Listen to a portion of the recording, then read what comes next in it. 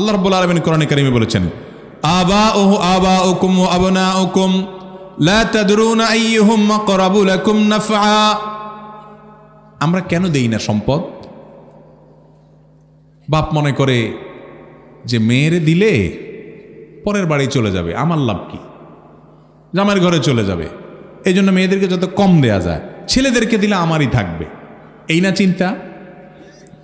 এরপর দেখা যায় ওই ঘরে এমন এক ডাইনি পুত্রবধূ আসে, ওই ডাইনি মহিলায় ওই বুড়ার ভাতের ব্যবস্থাও আর করতে, আবার দেখা যায় ওই যে মেয়েরে দেয় নাই, ঠকাইছে, ওই মেয়ের ঘরে আল্লাহ তাআলা এমন জামাই, এমন নাতি নাতনি দিয়ে দেয় যে জামাই যেরকম শ্বশুরের জন্য পাগল, নাতি নাতনিরা নানার জন্য পাগল, তাদের জীবন যাবে, ওই বুড়ার জন্য তারা সব কিছু করতে রাজি আছে, অথচ এই বুড়াই তাদেরকে ঠেলাঠেলি করছে। আছে না নাই? আমার চোখের সামনে বহু ঘটনা এরকম আছে, আমি জানি ব্যক্তিগতভাবে।